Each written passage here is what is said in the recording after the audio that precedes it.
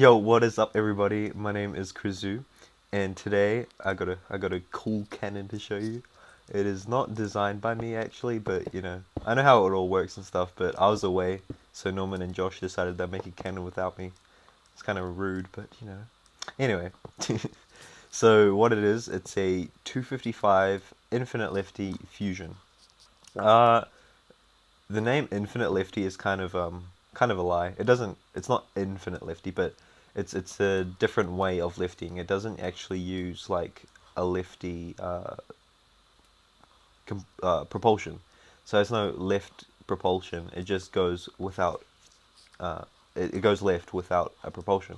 So over here we have like a little dry backboard that we'll get to later. So it can actually lift off a dry backboard because there is no propulsion that will blow up on the backboard. So right now, are we set up to left? Yeah, we're set up to left. So let me copy the sand. Oh, the thing is, this cannon can also straight shoot. So it can lift and it can straight shoot. So let me copy and let me fire. As you can see, we got like a little 1x1 hole for sure that it shoots through a 1x1 hole. And as you can see, it actually came through here, this 1x1 hole, came onto this block. Since it's a fusion, it's all in one block, and it went to the wall and blew it up. So let me paste the sand. I'll just fire through all these walls.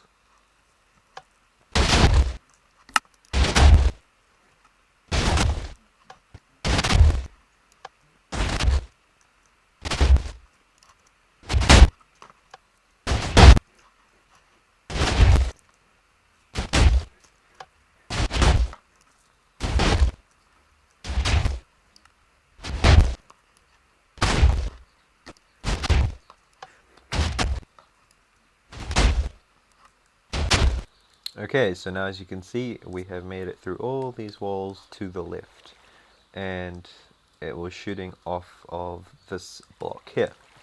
So a cool thing about fusions is since it's all firing in a 1x1 block, you can one-shot pretty much, yeah, all types of filters. So I've got trapdoor filters. These filters will actually get bypassed since they're one block lower than the barrel.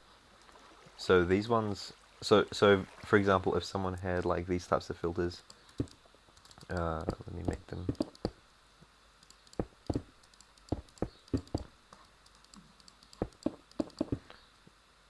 Did I make that right? Yeah, I did.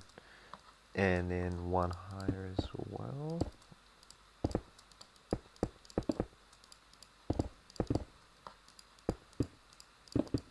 So if someone had these types of filters, and say your barrel were here, you could just one-shot this one filter here and just go right through there, all the other filters. So yeah, I'll just show. Oh, so when we want to straight shoot, actually, we're going to get some redstone. We're going to place a piece of redstone here. Then we're going to come to the other side and get rid of this redstone here. So now I'll just show it one-shotting all these filters and bypassing those two filters that are one lower.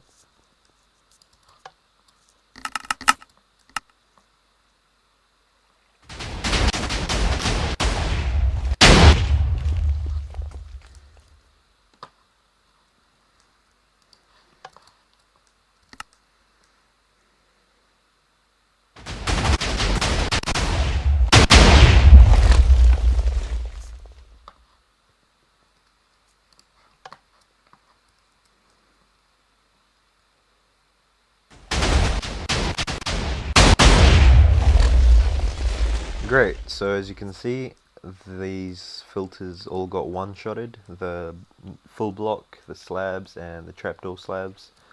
And these ones got bypassed because, oh, this got blown up because of this one, but these got bypassed because they were one block lower than the barrel. So again, if you had those offset filter thingies, you could just shoot one of them and go right through. And yeah. So if you want to change where you're leftying, so if you want to like left further down, you just like change your guider. Oh, not your guider. You'll change your backboard, and you'll move your backboard further back. So as you can see, the backboard is back here now. It's dry. Like I said, this cannon doesn't need a wet backboard because it has no left propulsion. So it's just going to come here and it's going to come here and left. So I'll just show going through these walls. Oh, and again, to make it left again, you'd break this redstone, come to the other side, and put redstone here. And let me fire this.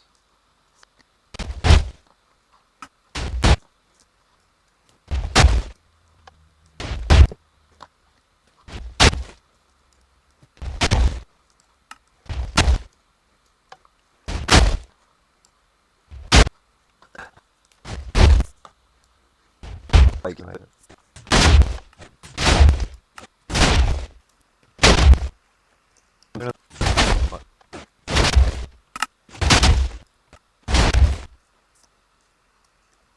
great, so as you can see, by changing the position of our backboard, we can change where it will left shoot. So by now a lot of you might be thinking, hold on, if we have zero difference between our hammer and our sand, wouldn't the TNT from the hammer just fire the sand nowhere and it wouldn't stack? Well, in normal circumstances, yes, that could be true. But since we have something in Minecraft called order of entities, we can manipulate that so that we can stack in a 1x1 block. So pretty much order of entities dictates that whatever entity gets rendered first will get processed first.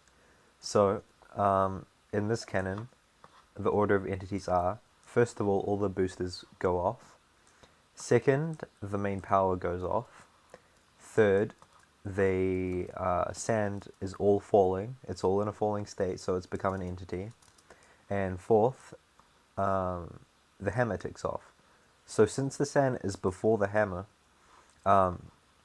it is processed first. So that means that since it's processed first, there will be a tiny bit of difference, tiny little bit of difference, because there's a tiny little bit of time after the sand gets processed that the hammer gets processed. So that time means that the sand will drop like an almost insignificant amount, but since we have a lot of hammer, that means that we can stack using that tiny little bit of distance. So if someone wants to go fire, I'll go into X-ray mode.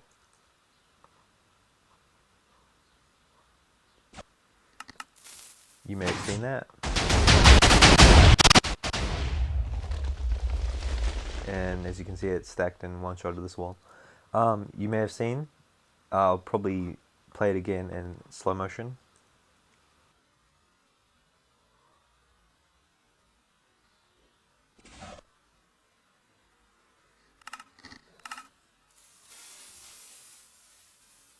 So in the slow motion video, you would have seen the main power went off, the sand fell, and then the hammer went off, and then it one-shotted that wall over there. And so that's how it's shooting in a 1x1 block. Yeah. So the only two unfortunate things about this cannon is one, it uses a shit ton of hammer, as you can see. This is so the normal ratio for hammer to sand is 1.151, and for a fusion it's 2.125. So like for example, 255 times 1.151. So for a normal cannon, normal 255, you probably need like 295 hammer or so. But for a fusion, you can see you need 542 hammer, and that's a shit ton more. So that's the only sucky thing about fusions. Oh, and the other one is you can't slab bust because of the order of entities. Since it's all firing on one block, whatever goes down has to be rendered earlier than the hammer. But how can a slab bust be rendered earlier than the hammer if it's supposed to be shot down, you know? And yeah, so that's the only two unfortunate things about this cannon. So you're never going to really want to raid with this cannon. I kind of just made it. Well, no, I didn't make it. They made it, and we just like using it to prove some concepts about cannons that I wanted to explain in this video. So yeah. So those are the cons of fusioning, but there are two good positives about fusioning. One is that we can shoot through a 1x1 block. So for example, if someone has regen filters, like if they have, filters and they make them regen using, lava. So if they have regen filters, you can just shoot right through the middle of them and you can just bypass them, which is really nice. And also, another pro to fusioning is that it can actually shoot very far. We have a wall set up to the end of the plot, but it's actually not that far, but this can actually shoot about 30 chunks, which is pretty decent for the amount of power we have. And it can also lift, I think, 30 chunks, which is nice, provided that the backboard is in the right place. But yeah, so let me just fire. Is this on straight shooting? This needs to be on, and this needs to be off.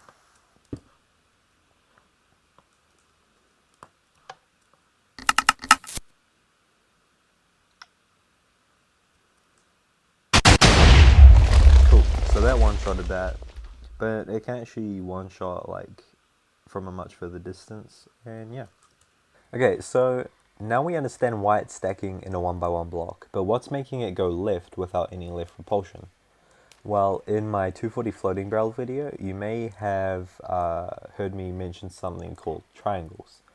And pretty much in Minecraft, like I said in that video, when a projectile's position is calculated, it will be calculated every game tick in a triangle. So what does this mean? This means that we can manipulate our triangles to get varying results. So for example, in our floating barrel, we are using triangles to make it float sideways and then go outwards.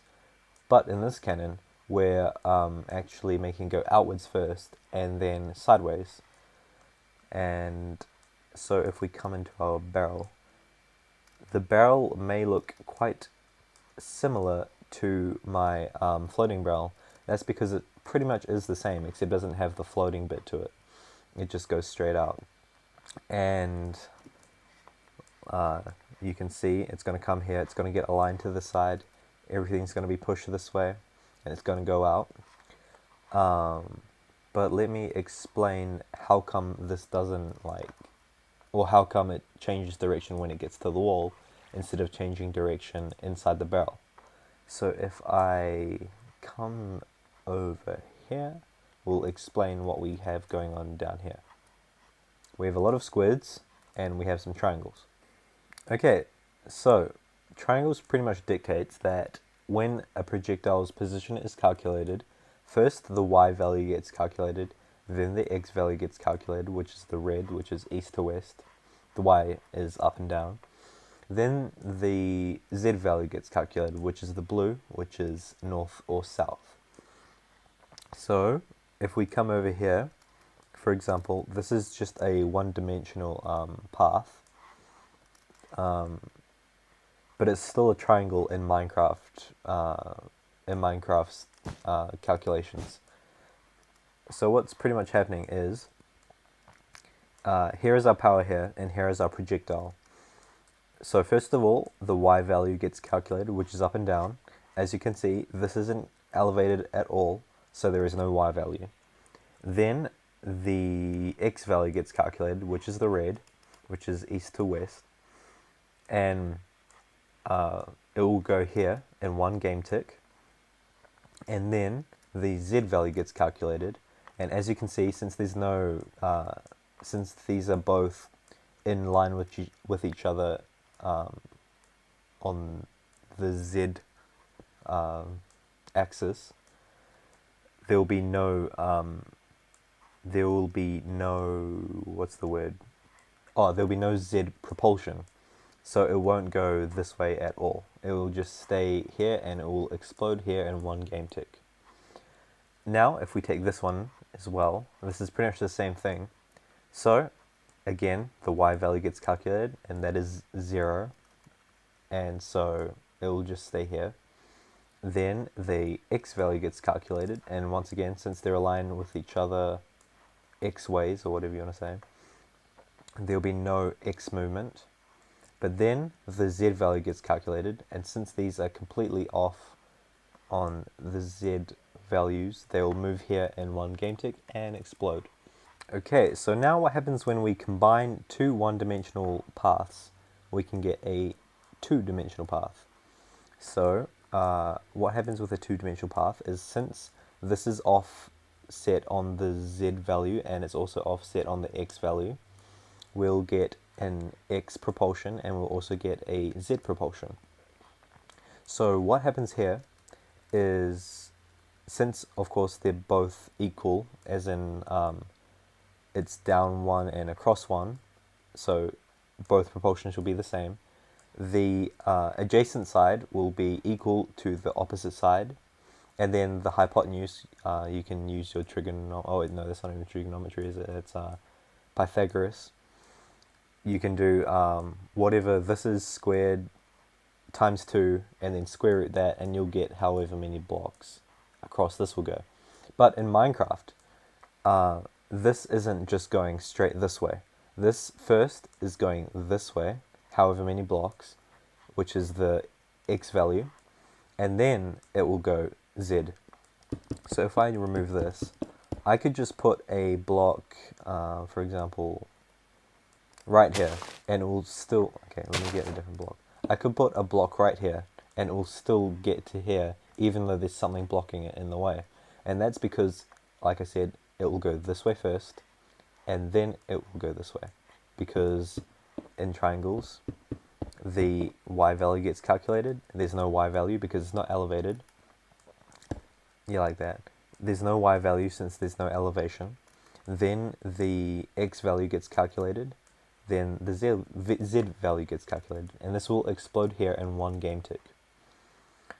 Now, what happens if I combine a y elevation with a, what is this, a z offset? Of course. So since this is elevated, when this explodes, first the y value will get calculated and it will go up however many blocks, and then the x value will get calculated, and since these are both together on the same x value, there'll be no movement on the x-axis, and then the z value get calculated and it will go however many blocks and it will explode here in one game tick. And this is the same thing, but you know, facing east-west. Okay, so now what happens if we offset all three of the directions? So the y value is offset, it's up, it's elevated. The x value is offset, one's here and one's here, and so is the z value, one's here and one's here. So since it's elevated, the y value gets calculated first according to triangle theory.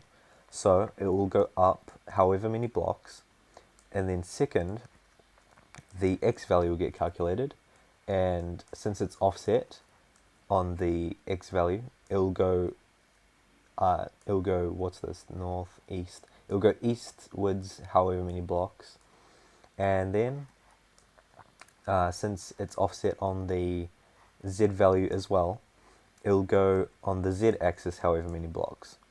So the motion of this projectile will be up, then east, and then north, and then it will explode here in one game tick. So what does this mean? This means we can manipulate this to get different results. For example, we can make a floating barrel, or we could make an infinite lift shooter like we have. Okay, so another thing we need to take into account with our triangles is what happens when we block off one of the flight paths. So let's take this triangle for an example. So, as you can see, the y value is offset, and so is the x value, because one's here and one's here. So, in triangle theory, it'll go upwards first, and then it'll go east second. And so what we get is a overall flight path of a hypotenuse from here to here.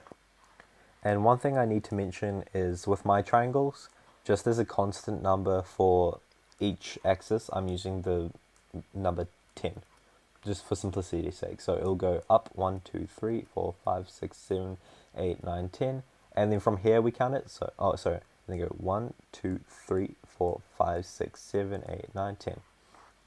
So we'll go up 10 and across 10. And that's just purely for simplicity's sake. In a real canon, it won't actually be such a nice number. For example, it'll be something, I don't know, random, like 63.792 blocks, I don't know. That will be like the triangle in some sort of cannon for whatever projectile. But just for simplicity's sake, let's say it goes 10 up and 10 across. Now what happens if I block, for example, the y value at, what is this, 1, 2, 3, 4, 5, 6, at 6 blocks? Well, since it can't go up anymore, it just stops here, then it will calculate the x value as if nothing happened.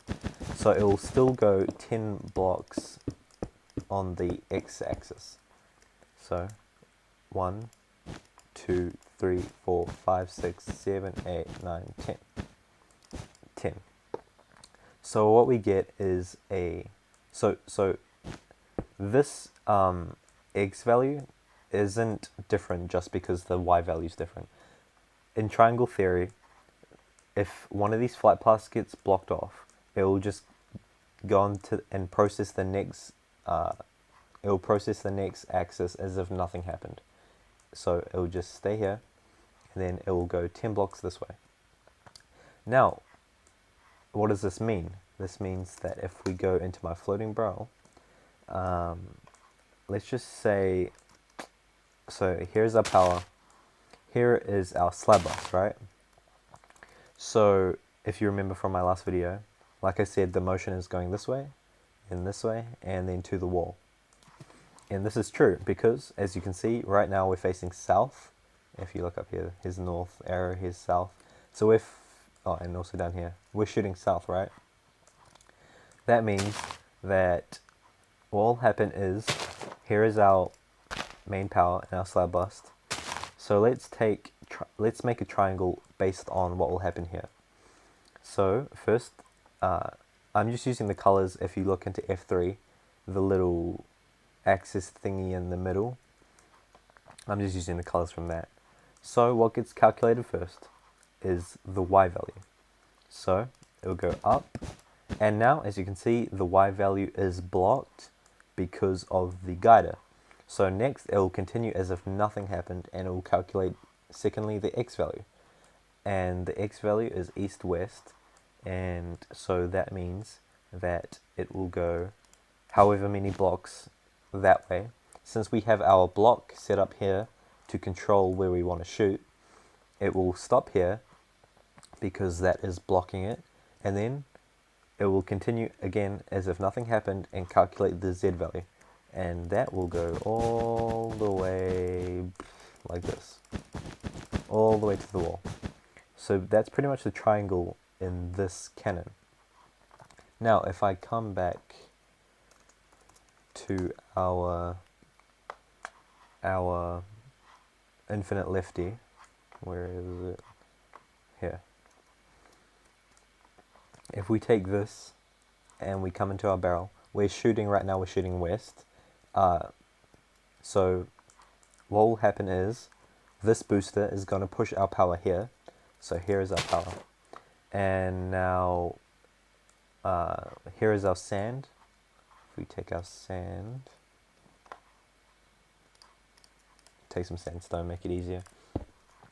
So as you can see, there will be a three-dimensional triangle here as well, since the z is north-south, the z value is off, the x value is off, and the y value is off. So that means that, first of all, for this sand, the y value gets calculated like that, and then the x value gets calculated, which means it will go all the way at out the barrel. If I just stack 20, I don't know, 20, and if I come out,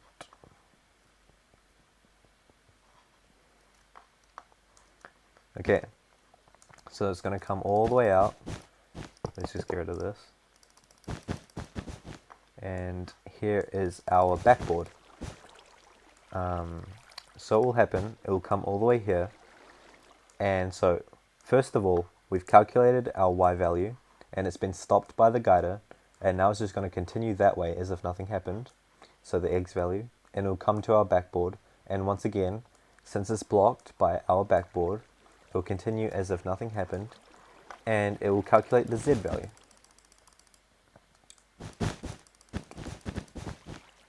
And yeah, so that's pretty much what's making it go leftwards. So we can't just simply take my word on all of this, we actually have to see it in action somehow. One way we can see it in action is in our cannons. We have a working floating barrel, and we have a working infinite left shooter with no propulsion. And yeah, but another way we can prove this is by doing this. So what we have here is multi-TNT. We have 20 power set up here, and we have 5 TNT as our projectile. And TNT is fixed on the server, as you would expect. It's one-shot MCA cannoning server. And so what I have here is tripwire hooks with string in them, and pistons connected adjacently. And so every game tick, like I said, the triangle will get calculated. This one is a good representation for what's happening over here, this triangle. So the y value gets calculated, and then the z value, well actually the x does get calculated, but it's 0, and then the z value gets calculated.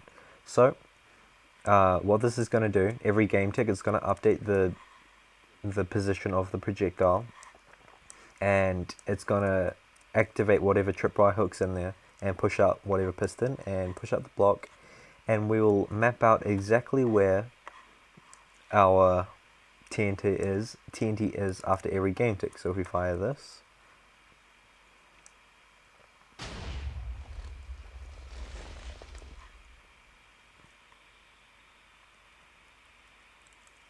yep, as we can see, it has pushed out like this every game tick. As you can see, it's pretty much a perfect straight line, and yeah, so it's a perfect straight line. And so after one game tick, it's here, 2 here, 3 here, 4 here, 5 here. These are game ticks, by the way, not redstone ticks. That's an important note. I probably might do a video on game ticks like later in the future. But yeah, so we've proven here that it's going up and across. Now we need to prove that it's going upwards first and going across first. So to prove it's going up first, what we can do, we can come and we can get some obsidian or something, I don't know. And let's block it up. How far can we do it? Let's just do it here.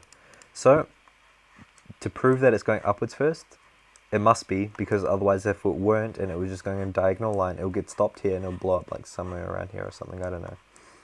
But if we shoot it again, maybe I'll get rid of this gold. If we shoot this again,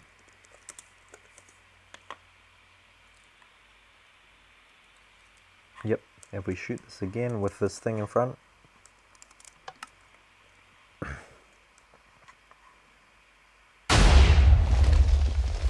exactly the same outcome.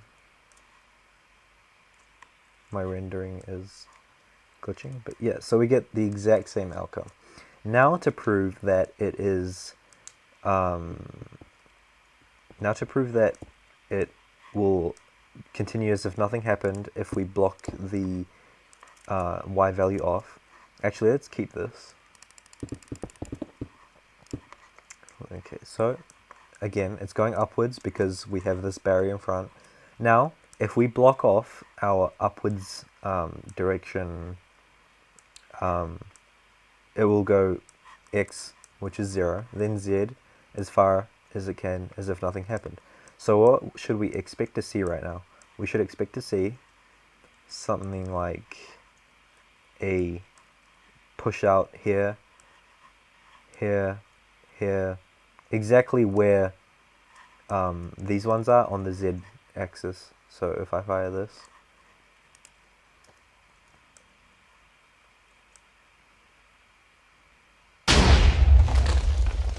cool. So this pretty much proves the whole triangle theory. So our guider here is stopping the Y value, then it's going to calculate the X value is 0, and then the Z value will get calculated, and it will come here, and it's calculated as if nothing happened, like I said, and it will come out, and exactly where it is normally will be the Z value for these ones. So another way we can prove this is this thingy. This is exactly the same as over here, but we've got things mapped out, and then we have these barrier thingies. So this is going to block it, but so we've got no guider here, just to prove that it's going to go that way of its own accord. And so it's going to come up, it's going to stop because of triangles, it goes up however many because of the ratios. Then it will go across this way, and it will stop here. Again, we don't need a block here just to prove this. It's going to go up, across, up, across. Yeah, so pretty much just going to keep doing that. So this is it after 1 game tick, 2 game ticks, 3 game ticks, 4 game ticks, 5 game ticks. Game ticks are kind of hard to explain, but I might do a video of it in the future. But pretty much these are on exactly the same time. I'm not going to confuse you, but this is still technically 1 game tick. But if we just go like this, so this makes everything easier. We can imagine this because, you know, the whole slab busting effect, but it will blow up here. An interesting note to note is Josh actually tried to ride that, but he couldn't actually be moved by the riding TNT thing, because it's only it's an odd amount of game ticks. Since it's only like half a real tick or half a redstone tick, his position actually couldn't get calculated by the plugin, which is kind of, yeah, poor Josh. But yeah, that's an interesting note to note. But now we're setting up 2 game ticks.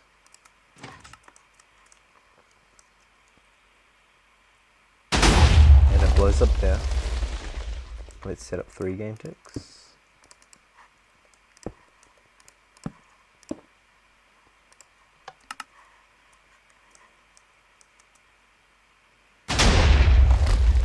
Game ticks, and now 4 game ticks,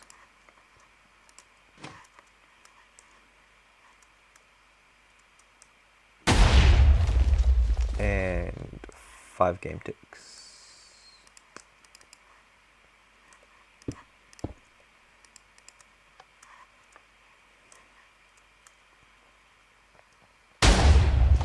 Great, so now we can see it goes up. And since we have no guider, it goes across of its own accord in a so this pretty much proves triangles, like we've been saying. It goes up however many blocks it can and across however many blocks it can. Again, it's going up however many blocks it can and across however many blocks it can. But since we have no guider, we're pretty much proving the fact that it's going up of its own accord and not simply sliding or whatever. Now let me show you what will happen if we block this off. So if we have 1 game tick, let's go 1 game tick. What should we expect to see?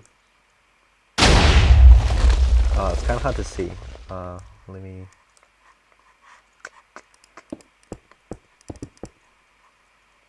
This should be easier to see. 1 game tick.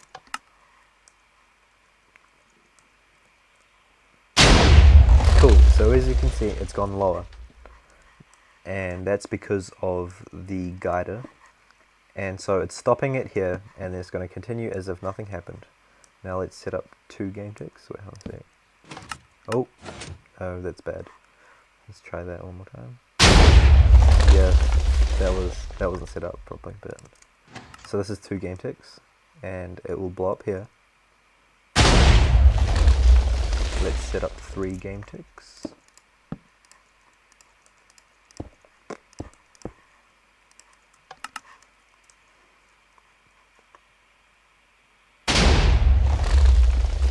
Four game ticks.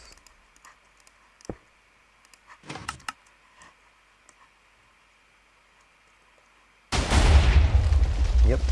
And as you can see, it's directly in line with these top ones.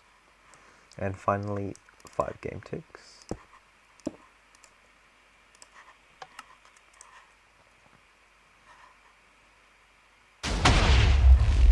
So this is pretty much just like, proving the whole triangle concept, theory, whatever you want to say. And so let's just come here. Let's imagine we are a floating barrel. A floating barrel shoots north to south, right? So this is north to south. As you can see, Y value gets calculated. It will stop at the guider, whatever guider. Let's say our guider was just here. Let's make it easy for us. We don't have to redraw anything. Here is our guider. It's going to stop here, come across however many blocks, and then go to the wall, and it will blow the wall up. But let's take our infinite left shooter. We're now shooting east to west because that's the way infinite left shooters shoot. And what will happen is, it will come up to the guider again, it will go across as far as it can to the wall. Let's say our wall is just here because, it makes everything easy, you don't have to redraw it. And it will go across to the next wall and blow it up. And yeah. Cool, so this is the 255 Fusion Infinite Left Shooter. Once again, it's not a very useful cannon for raiding. You don't really want to download this and use it on people's bases. It uses a lot of hammer, for one, and also this standard way of fusioning can't actually slab bust. So this is a good concept cannon though, like it proves the order of entities and triangles, which you can use in your cannons. Yeah, so thank you everyone for watching. Like, comment, and subscribe. I'll be releasing some more cannons, ones that are good for raiding, and also ones that prove our concepts to help us get better at cannoning in general and make some good cannons. And yeah, so thank you everyone.